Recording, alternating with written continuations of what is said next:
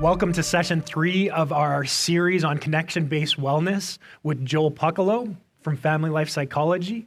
Today, Joel's going to be talking about mental wellness, and he's going to be going through dealing with stuff in the past, the present, and the future, and making a plan towards wellness in the mental arena of our lives. So if you're interested in that topic, stay tuned because you're not going to want to miss this. If you haven't checked out the introduction video to this series, you're going to want to make sure you go back and check that out before proceeding with this series, as that introduction video is going to really help you get a really good base of knowledge as you move forward in these areas of wellness in your life. So if you haven't checked that out, I would encourage you to do that before proceeding with this video.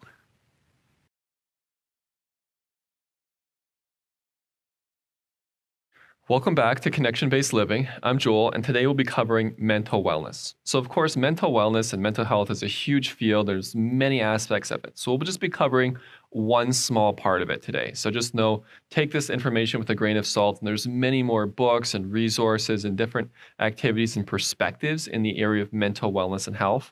I just want to give you one very practical way of conceptualizing and thinking about it today. So if you've got your phone handy, your pen and paper, as well as your handout, we're going to get right started and get into things today. In terms of mental wellness, from this connection-based wellness perspective, we're going to be looking at 3 time zones: the past, the present, and the future. In terms of living well, there's a saying. I can't remember who said it, but the past is history. It's gone. Tomorrow's a mystery. We don't know what's coming. But today, the present is a gift. And I want to be so intentional every day about embracing this present moment, opening it as a gift, and actually living in it. And I think that really is key. If we can process the past well and work through that, and also deal with our future fears, it helps us live in this present time zone. So I like to think of like the past, the present, and the future as well, like time zones. So you've got the past, it's over here, before time. We've got the present, right here, right now, and the future hasn't arrived, it's not coming. So as you look at this handout, you would just ask yourselves, what time zones am I mostly living in today? There's the past, both positive and negative. We can think about all the negative things, the past hurts that have happened to us, or we can think about the good memories from the past. We've got the future, things we're worried about, future fears, or we also have hopes and dreams. Then we have the present. Am I living connected, focused, and present with myself and other people in the present? Or disconnected? And often that disconnection in the present comes from being too hung up in past hurts or too worried about future fears. We can also actually be too focused on future hopes and dreams that we're not living as much in that present moment. Or we can also be thinking of past good memories. Maybe you lost someone. Maybe there's people in your life that you used to have, or you think about, I just wish I could go back to the good old days. So kind of holding on to those good old days might be preventing you from actually making or creating really good days in the present today. So all 3 of those time zones, past, present, and future, are important, and we want to visit all 3 of those areas, but trying our best to live most of our life in the connected present is ideal. So to live in the connected present, we really have to process our past, as you can see in the notes here. So letting go, having a growth focus, and remembering the good. The first part of letting go is working through past hurts, letting go of past people who have hurt us or past things that have happened. You know, in life, unfortunately, we all go through hard things, that people hurt us, unfortunate circumstances, events happen to us. And if you've experienced some really significant events that way, I'm really sorry. And I wish life could have been different for you. And yet, there's even an invitation in the midst of the most challenging of circumstances to think about how we can process that pain and not keep it inside, so we can learn, grow, and evolve as a person. Growing up on a farm, we had dogs, and our dogs would often get in fights with the porcupines that lived near our house. As you can imagine, it did not go well for our dogs. Usually the dogs would come back and they'd have a face full of quills as they were trying to attack the porcupine, but the porcupine clearly won. So our poor dogs would have all these quills, and they'd be trying to stay away from us because they didn't want to get further hurt by pulling the quills out. But of course, as loving dog owners, we wanted to help our dogs. We'd take them to the vet, or sometimes we'd be able to help our dog pull out some of the quills as well on our own as their owners. Unfortunately, that was not a very fun process for our dogs, but it was short-term pain and long-term gain, because the last thing we want is for the porcupines to keep hurting our dogs, because if those quills stay in the face of a dog, they're going to get infected, and it's going to negatively affect the dog's quality of life and their whole functioning as an animal. The same is true for us. When people hurt us, we get quills. All those quills get stuck inside of our hearts and our thoughts and our feelings. And if we don't do something about them, they actually fester. They get infected. They get worse instead of better. Time does not heal all wounds. Time can actually have the opposite effect and create infection and make that pain worse instead of better. So it's never fun pulling out quills. Just like with our dogs, they'd avoid it like the plague. And facing our past experiences, processing our past pain and hurts, I would really rather not do that in my own personal life as well. But yet it's so important, because those circumstances, situations that hurt you, or those people that hurt you, they don't deserve to have power over you anymore. We've got to pull out the quills, even though it's hard, so we can heal and we can live free.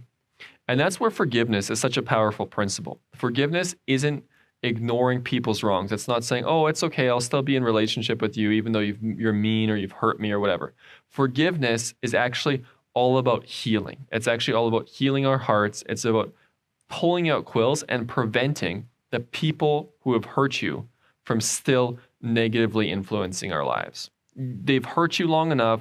Let's pull out the quills and forgiveness so they no longer have any power over you. So even right now, I just encourage you to, whether on paper or on your phone, just take a minute and reflect. Is there anyone in my life who I haven't forgiven? What are those quills? And we all journey through life. We all get quilled. Some quills are small and we can pull them out. Other quills, maybe we've had for years. So this session will not do justice what we want to do with those quills, but it will be a beginning step in this journey of just exploring and understanding past hurts. So I'd encourage you to reach out to a supportive friend, someone who cares about you, and you can journey more and talk a bit more about these quills in your life. It could be past people who have hurt you. It could be past circumstances, situations. It might just even be the loss of a loved one or someone you deeply cared about. It doesn't have to be completely negative, but what are those quills in our lives that have really hurt us? So hopefully you paused the video or you've taken some time to reflect, you'll come back to it and have at least maybe, I would say 5 to 10 quills. And what could be helpful too is even having like a timeline of your life. So if you draw out just on a blank sheet of paper, a line across it, you put the day, the year that you were born on the left, the year it is now on the right, draw it out, put some highlights above. That will help you reflect on the good memories in processing the past. Below the line, you can put the hard memories, the hard stuff. And as you write all those hard memories down, there might be things that come to mind that you'd say, yeah, I feel like I've resolved this. This doesn't impact me anymore. But there's going to be other memories or other quills that you write down that you'll feel something. There'll be a strong emotional impact.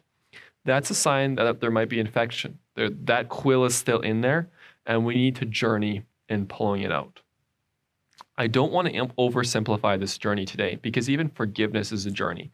Just saying, I forgive you, isn't necessarily going to pull out that quill or solve that journey. It's processing the pain. It's talking about the regrets, the things you'd want to apologize for, those significant emotions that have made you feel, understanding the impact of how these quills has negatively affected parts of your life. There's so much to that. And if you have a number of quills, I'd encourage you to reach out to a professional counselor or to a caring friend to journey a bit more in that. But I do really want to emphasize today that importance of processing the past and forgiveness. We can never heal if we're still holding on to that pain. So even today, it might just be step one in the journey, but just choosing, you know what? I choose right now to let go of the pain. I choose to begin this journey of forgiveness, fill in the blank of that person. I choose to let go of this past hurt, this situation. I choose to actually physically, if you want to, just pull that quill right out. And of course, it's the beginning step of a journey. I don't want to oversimplify it and pretend that it's just going to solve everything. But really, big things do happen when you start small. And the number one thing for all of us in this area of processing the past is just being willing, just engaging our hearts and opening ourselves to that journey of healing, pulling out the quills and forgiveness. So I just encourage you today, let's start that journey and carry that journey forward with a caring, supportive person in your life. And as we look at that journey, that growth focus is key. We can actually learn from mistakes and past opportunities, things that have happened that have been negative, and actually they'll turn for good. I really believe in my personal life. I've seen it many times over, and other people I've worked with, especially who've come to me and experiencing hard times. I said, this is tough, and I never want to minimize what you're going through or what you're experiencing, but I believe good can come out of it. And that's the crazy thing about life. You know, as a person of faith myself, you might have a different faith or come from a different perspective, but I know, and I've experienced it so many times in my life, whatever bad things or evil things or unfortunate things happen in life, somehow, if we can journey with ourselves and the people around us in a bigger picture perspective, all those things that were intended for evil or intended for bad can actually turn for good.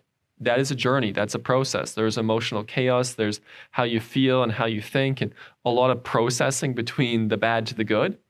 But just knowing the good is possible and engaging on that journey is really key. So seeing everything in life, my mom used to say that everything that happens to you in life is an opportunity to learn and grow. Unfortunately, there's some terrible things that have happened to some people who might be watching today, and I'm sorry. There's no reason that should have happened. There's no excuse from it. But yet, as a powerful person, you're not a victim. You're a chooser. You might have been victimized. Negative things may have happened to you, which I do not want to minimize at all. But right now, as a powerful person, you have an opportunity. You have an opportunity to allow yourself to define your story. You get to write your own story. You don't get to allow other people or your past or what's happened to you to write that story. You are the author. You are the chooser in your life. And as a powerful person, you get to write this narrative of, yes, you might have experienced negative things in your life, but as we see in some amazing stories of people I follow, what really was intended for bad and really horrible things that have happened somehow have been redeemed and good has come out of it. So I just want to encourage you, that's possible if that's you today, and even just connecting with people on that journey. Often we get stuck in our pain and we get stuck in the trauma of past things because we hold it inside. And just bringing the darkness to light, whatever darkness personally has been done to us that we've experienced, bringing it to the light by talking to other people about it. We see in so many other people's lives who've experienced traumatic things or difficult things, sharing their story and journeying with others is so important to healing. So I encourage you, as you process the past, share your story, reach out, and be able to process with those other safe people in your life. Remembering the good is also important. No matter what's happened to us, our life is a mixed bag of good and bad. Sometimes if life is hard, we can just remember the bad. You know, sometimes we idealize life and think, oh, I just wish I could go back and remember all the good. But that timeline of activity of looking at the bad and being real about processing those past hurts, and also remembering the good and just being thankful for those times. You know, in grief and loss, we lose people. We lose the ability to journey with them today. You know, we might wish that that person would return, whether it be a loss of a loved one who passed away or is now no longer in relationship with us, but we get to keep certain things. We lose them now, but we actually get to keep those memories that we've had. We also get to keep the impact they've had on us as a person. So remembering the good, and also remember even how those people who have gone before us or that are no longer a part of our lives maybe have positively shaped our lives and helped us become the people we are today. One of those people for myself is my mom. She died of cancer 6 years ago. And that was a very challenging season in my life. But yet there's so many things that I think my mom has shared with me and imparted to me over the years that continue to impact me and the people that I get to share with and journey with, even as I shared that thought about her quote about past mistakes and such. So it's such an incredible journey. It's not easy, but it really is incredible to think about the life we've been given and the past experiences we've had, how we can treasure those and be thankful for those moments while also embracing the present. How can I embrace the present and not just get stuck in the past where the past hurts or hard things, but fully live connected to the present today? So remembering the good can help us get there, and really also just focusing in today on our thought awareness. So we live in these 3 time zones of past, present, and future. Recognizing when I'm getting into the past time zone, we want to create space to process the past and also to remember the good, but also kind of keeping that some parameters on that where we're not living in the past all the time. The same thing with the future. We're not always living in the future. So one thing with thought awareness that can be helpful is journaling, talking to friends, reflection, or just even organizing our thoughts and writing them on paper and putting them into those categories. Another piece for embracing the present is changing the narrative. So using specific strategies to kind of reframe unhelpful or negative kind of thought patterns, mindfulness practices, calling a friend, etc. So one of my favorite tools is the Mindfulness Switchblade. I'll tell you guys a little bit about that. So there's a whole bunch of different things. The idea of mindfulness, to me for years, has seemed a bit ambiguous and also like a little bit confusing. I'm like, I really don't like meditating or just sitting with my thoughts. But mindfulness isn't always passive. It's actually quite active. And I'll share some very practical ways that you can use mindfulness to help yourself in your everyday life. The first one is dropping an anchor. So it's actually just being present right here in this room, getting present. So for some people, it's actually looking around your room right now. What are 5 things that you can see? Let's pick a color. How about blue? So I'm going to look around this room right now. I see a speaker. I see a light. I see this really nice floral design on the back wall there. I see a tablecloth. I see this nice chair. Those are 5 things I can see. 4 things I can hear. I can hear the humming of lights. I can hear a little bit of rustling of papers in the crowd here. I can hear a little bit of work at the computer back there. You can hear traffic passing in the distance. So just pausing and tuning into our bodies and even kind of just getting centered and grounded in our bodies can be a really powerful way of just getting mindful and disrupting some of those thought patterns. One of my other favorites in the area of mindfulness is the idea of self-compassion. So choosing to be kind to yourself is really key. I'm having a moment of suffering. My brain's tricking me again. I'm thinking about this. I'm stuck on this particular thought. I'm only human. I make mistakes. I choose to give myself grace. Even tuning into your body and thinking, okay, where am I feeling that anxiety or stress in my body right now? Maybe it's right in my chest. And for me, that's where it is, So just even taking a deep breath and just giving myself the opportunity. Hey, you know what, Joel? I'm just going to give myself grace. Everyone makes mistakes. I can get pretty hard on myself when I make mistakes, and that's when it's hardest for me to be in the present. And just choosing to be kind to myself, diffusing from my thoughts by saying, you know what? Here's your judgy brain again, expecting to be perfect, getting super hard, making really magnifying, focusing on your mistakes, thinking this is the end of the world. This too will pass. You're going to be okay. So in those difficult moments, especially, finding ways to tune into the present. Other things that can be helpful, this is kind of a fun one, is narrowing, shifting, and really being able to change your focus and perspective. So very practically, sometimes it might be a little bit of distractors. Distractors are good short term. You just don't want to use them all the time to avoid your feelings and thoughts. But if you're having a really difficult moment, one thing is to quiz yourself. I'm a sports fan, so I could quiz myself on all the players in the Kansas City Chiefs. That gets my brain kind of thinking, and I have to quiz myself. Or who are the players in the Edmonton Oilers right now? And thinking about naming all the players can kind of help me in my mindfulness and just getting present. The other piece is I like math. So math facts. 2 times 2 is 4. 4 times 4 is 16. You kind of just keep going. And that can be some very practical areas of mindfulness.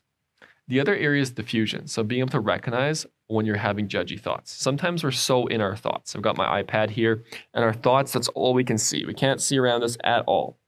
So the first step to kind of diffusing or separating or distancing ourselves from our thoughts is just writing them down and saying, right now, I'm having this thought. It's a past hurt. That's okay. I'm allowed to have this thought. I should reach out and talk to someone about it. Or I'm really worried that tomorrow or sometime in the near future, I'm not going to have enough money to pay the rent or to pay for certain expenses. And thinking about that thought, your mind has suddenly drifted from the present, and now you're in that future time zone. So just being aware and even writing down and being reflective on where you are in those time zones. And you might say, oh, here's my brain worried about tomorrow again. I just need to focus on today's worries today. Or if you can't get that thought out of your head and you're spiraling in it, what's the way I can solve this? Who can I ask for help to help me solve and figure out a better budget, or maybe to help me figure out my money issues? Is there people who can support me financially or just change the way I'm living? So we either have in our minds, in embracing the present, surrender, things we need to let go of from the past or future that we just don't want to hold on to anymore, or solve. Sometimes actually taking practical action and doing something about something that's bothering us today can be really helpful. And that ties into the mental focus. So being able to identify common distractors and unhelpful thinking, writing those down and not kind of getting stuck in them. And a really important piece about embracing the present was all about that session of experiential wellness. So if you haven't watched that session yet, just rewatch it or tune into experiential wellness. That really takes you through 15 minutes of content specifically on how you can live in the present moment recharging, connecting with self and others, and stress management. So to really hone in on that topic, I encourage you to watch that session and take away some practical keys. The final piece for today's session is hope for the future. So we've got future hopes, and then practical future plan and future fears. So actually having a list of hopes and dreams for the future is really important, because hope deferred. So without having hope, it actually makes your heart sick. I do believe that it can bring on depression, depressive thoughts. Your mind and emotion actually struggles if you don't actually have a light at the end of the tunnel, something you're moving towards. If there's any Star Wars fans here with me today, you might remember this idea of a tractor beam, of actually it's like this gravity that actually pulls ships towards them. If you're not a Star Wars fan, just think of gravity. If you throw something up in the air, gravity pulls it back down. And that actually is what having hopes and dreams for the future is. Specific vision, dreams, and purpose for our lives. The degree that we have a clear vision for our lives is the degree that we actually will be pulled towards it and have hope for the future. So vision is very important. And even practically today, as we wrap up today's session, I encourage you right after the session today to write down as many hopes and dreams as you have for the future. They don't have to be specific plans about, I'm going to do this and this job, or I'm going to go to this specific place. But it might be, I want to travel on vacation with this friend. I want to have 2 kids. I want to marry a person like this. I want to be able to do a job where I'm helping people or giving back to people, or maybe you have a bucket list of some things that you want to do in your life. It can extend to a lot of different areas, but what you look at in life grows. So if you're looking at your past hurts, those are going to be front and center of your life, and they're going to be so big, it's all you can see. If you're looking at this hopeful future in terms of hopes and dreams, you're actually going to move towards it. I love visiting the mountains. As I'm driving and enjoying the scenery, sometimes my wife gives me a bit of a hard time because I get a little too focused on the scenery and I'm all of a sudden steering towards it. And that's a great picture of life, because what we look at grows, and what we stare at, we steer towards, we move towards. So this is really important, why it's so key to have practical future hopes and dreams, and writing out a list, a dream list of what you hope to accomplish or what you're moving towards in your life. The degree that we have clarity of vision in our lives is the degree that we're living purposeful, hopeful, and present-oriented lives. And developing that practical plan for the future is so key. So thinking about one thing on your list that's important to you, one future plan or dream. We can't move to all the dreams at one time, but we can pick one. Start with the smallest one, the most practical one that you can live out today, and reach out to a friend. Collaborate and coach with them of what is 1, 2, 3 steps that you can take in the next few months to move towards this one small dream. If your dreams are too big, start small. Maybe you think, I want to help people. So think, okay, what's one person in my life I can even help a little bit this week? Maybe it's just calling up a friend and saying, hey, you know what? Can I check in with you now and again just to see how you're doing? Maybe if it's a certain type of vocation or career you're interested in, maybe you could start volunteering in that area and just explore if that's something of interest to you. But taking one small step towards one future hope and dream is powerful, because especially if we're feeling stuck, if we're feeling down, if we're feeling caught up in this past hurts area, we've got to change our focus. We've got to switch the time zone that we're living in out of the past into the present and the future. And the best way to do that is actually by taking action. Here's a fun fact. Sometimes we think that we will start acting differently or behaving differently when we feel or think better. So if we change our thoughts and we change our feelings, we'll actually start acting differently. Absolutely, that's definitely true. But it's really interesting. Often I find for most of us, if we can take small, practical actions, we'll actually start thinking and feeling differently. Both sides of it are true, but to get some really quick wins and change your thinking patterns and shift from more maybe past thinking into more present is actually taking practical actions today, like recharging yourself, taking care of yourself, this hopes and dreams list, to move from past into present focused thinking. So if you think about those future fears, let's make it practical. Let's write them down, because if you haven't written them down and organized them into surrender or solve, you're probably spiraling in them. So draw a circle again. On the outside, surrender. What do you need to let go of? On the inside, solve. What do you need to take action with? So work with a friend, work with someone in your supporting cast, and let's categorize those future fears into those two areas so you can move forward, move out of that stuck kind of future fear time zone, and really get into fully embracing and living in the present as the gift for today. So as we know, big things happen when you take one small step.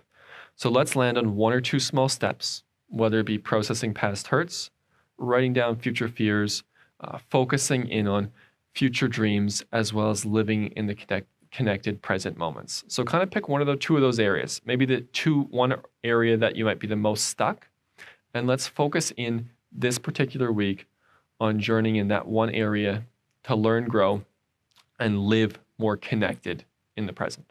And in wrapping up this area of mental wellness, we're really only as strong as our supporting cast, and reaching out is so key. And even in the links below, we actually have available some professional supports that we could connect you with. And if you wanted to reach out, we'd love to connect you with those supports in terms of especially processing those past hurts. It's not necessarily something that we can do by ourselves or in isolation. Being able to have that professional support in that area, and even the anxieties of dealing with future fears. Sometimes our problems or what we're facing is bigger than ourselves, and just being able to reach out to that professional support and receiving wisdom and direction has really helped a lot of people. So I just encourage you to check out the links or reach out to someone that you might know that could connect you with some professional supports in the area of processing past hurts or even dealing with those future fears or big anxieties as well. Thank you for watching this video. We hope you got a lot out of it. We trust that Joel was able to give you some tips in moving towards better mental wellness in your life. If you like this video, be sure to hit the thumbs up and be sure to subscribe, because next week we're going to have a new video coming out where Joel talks about relational wellness and moving towards wellness in that area of our lives. So be sure to subscribe because you're not going to want to miss it.